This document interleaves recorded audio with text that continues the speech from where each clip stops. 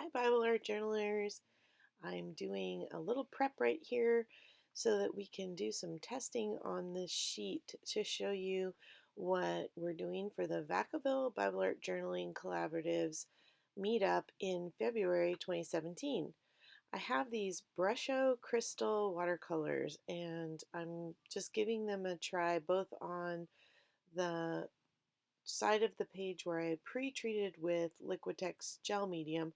Oh, and don't mind me here. I messed up and so I didn't get quite enough water, and so I'm going to redo it here in the second row to compare with the other side. So putting some water down and then sprinkling some of the crystal Brusho into the water. Then in this other part, I'm sprinkling it on first and then spraying it with water after.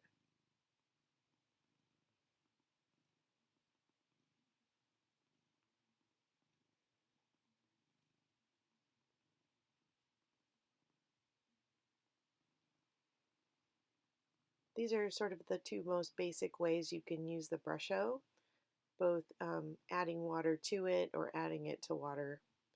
When you spray far away like this, you get a real stippled effect. If you spray closer, you're going to get more of a watercolor blending effect.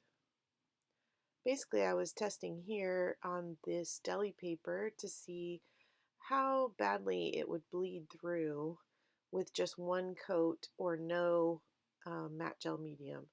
So I'm drying it real quickly, and then here it is, virtually dry. So you can see the difference between the side where I did the Liquitex matte gel medium and the one where I didn't. And actually it looks pretty similar from the front side, which was good to know. I was a little afraid that if I used the matte gel medium in my Bible, that it might give a little different effect. And then here I'm going to flip it over.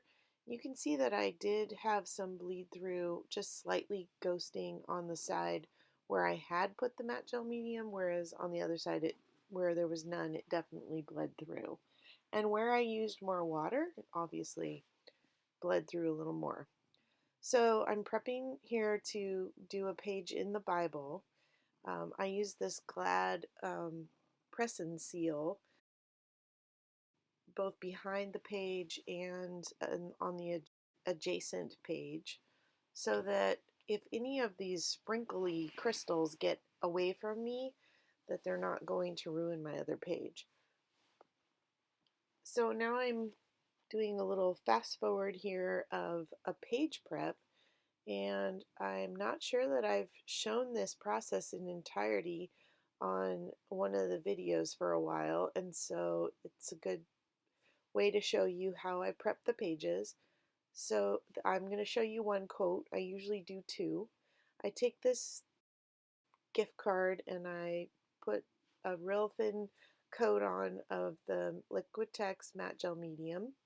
I use it mostly because it's easily available at Michael's, and um, I don't have to order it online or make a special trip to Sacramento, which is the nearest Hobby Lobby that has the Diana Wakely that people like for Bible journaling. The Liquitex gessos are gritty and they'll ruin your pins. So you saw I just prepped the page. I blew it dry. I actually did that twice. I only showed one time on the video. Since prepping with just one layer, it bled through on my test sheet. I'm using a VersaFine ink for this stamp to show all the fine detail of the leaves. And some stamps aren't quite even, and so I did a little test print on this paper to make sure I wasn't going to have to add some extra pressure in one part of the stamp or another. Now this VersaFine ink or StazOn ink are both great for stamping in your Bible on a pre-treated page. Both of these inks will bleed, but both of them are waterproof, which is what I want for working with a watercolor over the top.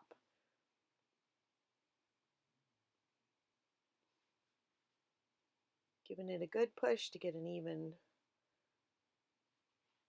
print, and then you saw I pulled away from the center of the page so that the page doesn't lift as I'm pulling up and cause smears. I did go ahead and dry this with the heat gun again. I made sure that the ink was totally dry, and then I'm showing you these little bottles. I went ahead and made the uh, colored rings on top so that I could see what color is the general color when it's mixed. So I just mixed some up in a paint palette, painted some white cardstock, glued it to the top, and then poked a hole in the top for the Brusho crystals to come out. It's very fine and it can fly away pretty easily, and so you don't want to take the lids off of these or you'll have quite a big mess. So I'm just kind of tapping. It doesn't take very much. Now the crystals in these bottles are, take for instance the green that I'm putting on. It's not a solid green crystal in the bottle. It's colors that make that green when combined.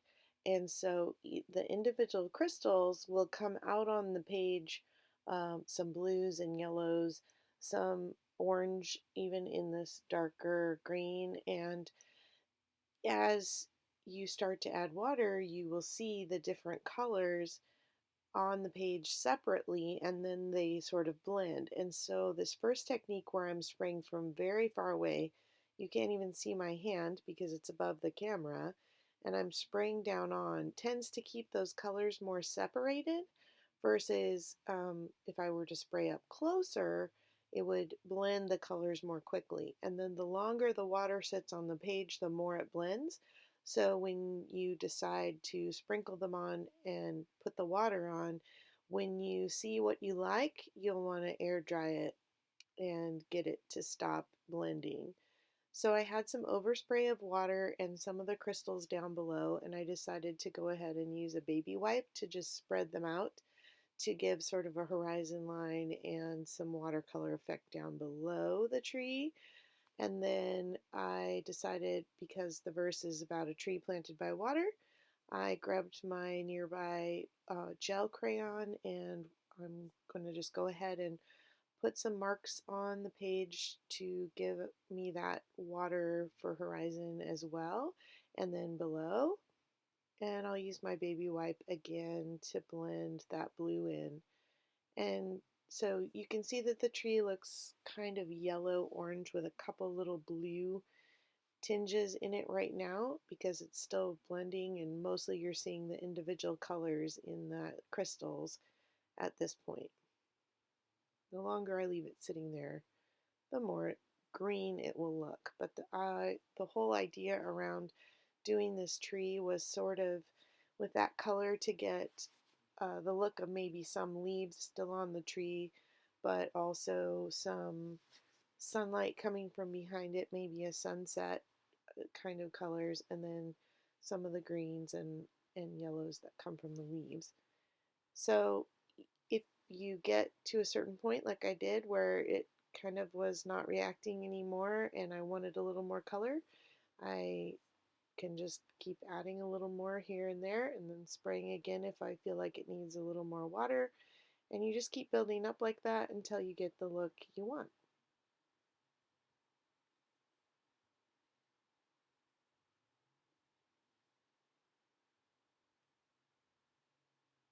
It's quite mesmerizing in person to watch it develop and blend on the page while you're sitting and watching.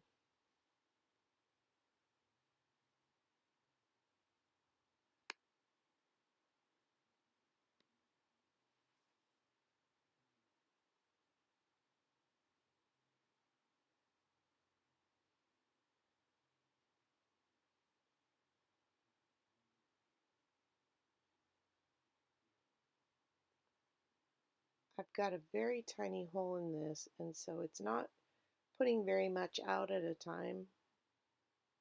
And it's better to start with less and add more if you need it than to dump a whole bunch on the page.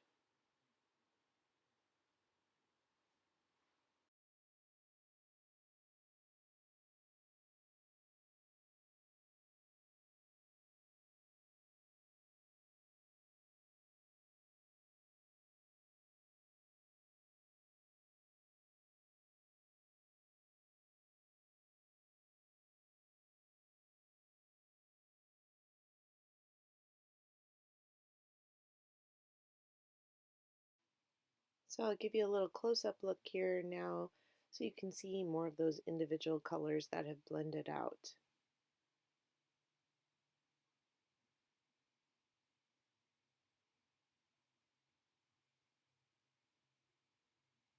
Then with my two applications of my page prep, I had no bleed through, which was really great. Now in the second technique, I've gone ahead and prepped the page. And the first technique I showed you with the tree was to sprinkle on some of the crystal Brusho, and then I added water from a far distance, very small droplets. In this application, I'm actually going to put the water on very close and kind of spray it in a direction to form some really free-flowing big flowers. So I'm using a couple different colors here to blend together to start. And you want to start with your lighter colors and then work towards darker.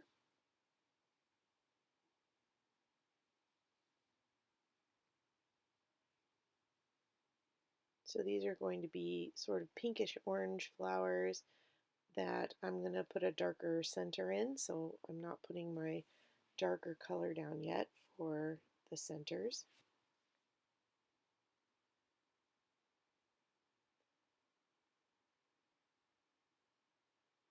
Again, I've prepped this twice and with 2 coats of the matte gel medium, and I have my Glad wrap on there, press and seal on there and under the page to try and protect the pages underneath, as this close-up technique definitely gets messier than the faraway technique. So I'm just kind of adding water, and then I'm going to tip my page or tip my Bible to get the water to run where I want it to. And I'm kind of spraying at an angle to actually direct the water away from the corner. These are going to be very abstract flowers.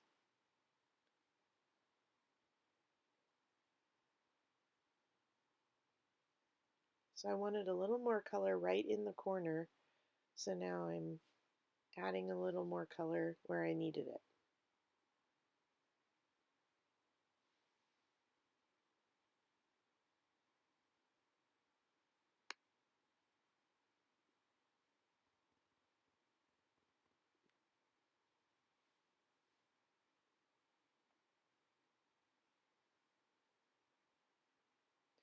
So once you get the color sort of going where you want it to, you want to heat set it or let it air dry. And if you have a heat gun, that really works most effective in getting the paint to stay where you want it to, because it's obviously faster than air drying. So I've turned my Bible upside down here just because my heat gun is plugged in on the left side, and I wanted to make sure that my heat gun, if it was going to blow and move the paint around, that it would continue to blow it away from the corners in the direction I wanted it to go. Now here I'm adding the green into the corner. I want it to mix with the red and create a dark center for the flower. So now I'm going to blow dry fairly quickly because I don't want that darker color to blend out farther from the center. You'll notice I have a lot of the heat drying left in this video. A lot of times I'll edit that out, but I wanted you to actually see how often I was using it to sort of set things in between spraying the water and adding more color. The heat gun actually does a really nice job of moving the paint around and giving you some flowy effects. If you don't have a heat gun and you want to move paint like that, you can just use an ordinary drinking straw and blow through it to get some of those designs where the paint flows out from the center.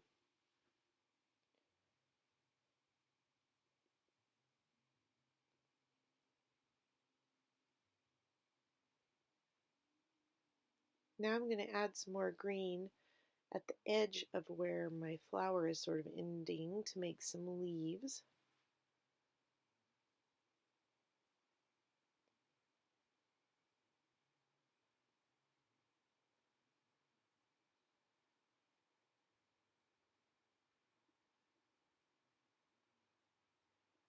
I didn't really plan very specifically what I wanted the flowers or the leaves to look like. I just kind of had an idea in my head of where I wanted the flowers and the leaves to be. And then you'll see how at the end I go back with my Illustrated.Faith pen and give it just a little definition, just enough, following kind of just the organic shape of the where the paint has flowed to give us some definition of this is a flower, this is a leaf.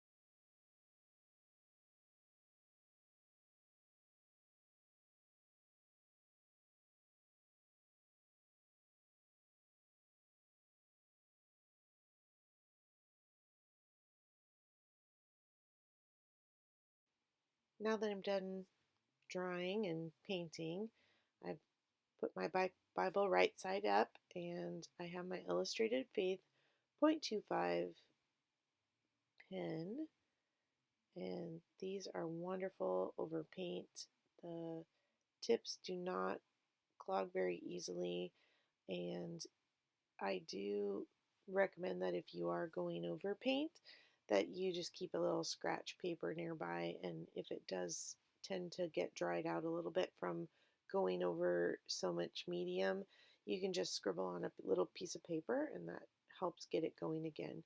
So here I'm just sort of looking at the shape of the paint on the page and trying to see what lends itself to look leaf shaped and giving it just a light outline.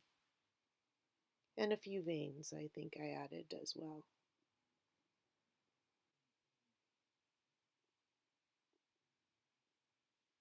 So we'll speed things up a little bit here so you don't have to watch me draw so slowly.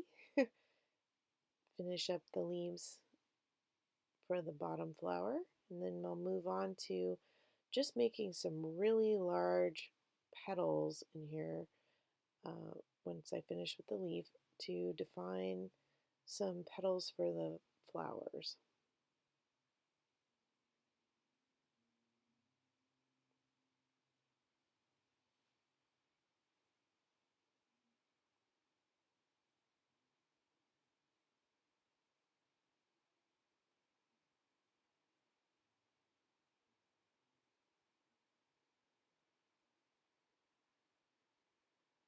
Again, I just kind of followed the different shape of where the paint was, and then I added some circles to the center to give it a little more definition that that was the actual center of the flower.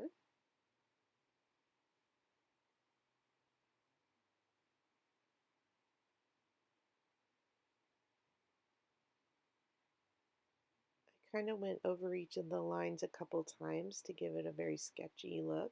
Since this is such an abstract form of art with the flowing paint, I didn't want my pen marks to be too defined, sort of leaving the flower a bit to the imagination.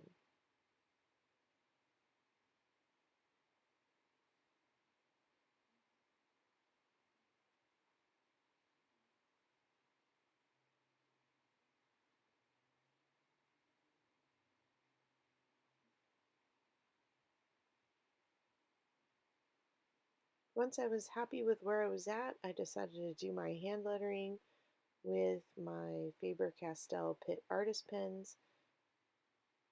Pretty excited about these pens because I love working with a nice wet marker, and a brush marker is perfect for the lettering, and these Faber-Castell Pitt Artist pens do not bleed through your pages even when they are not prepped, and so they're really fun. They were a birthday gift from my hubby for this past January, and he got me a nice set with lots of colors, which is super fun.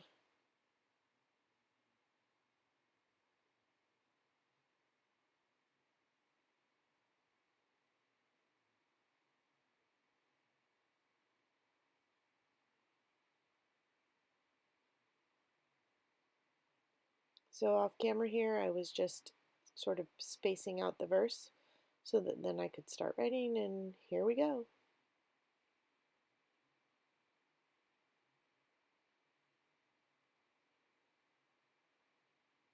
I'm still learning this brush lettering technique, so sometimes my downstrokes are not quite heavy enough, and so then I'll go back and just thicken them a little.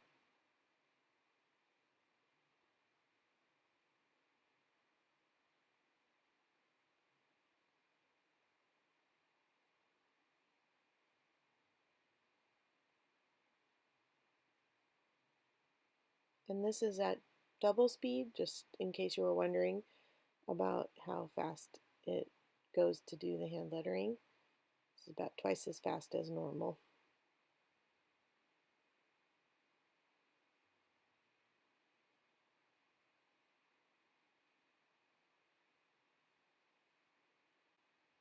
And there you go. I hope you enjoyed this first tutorial for Brusho Crystal Watercolors, and there will be more. And we're going to get to play with these at the February journaling group. So I hope if I get this posted before that you can join us.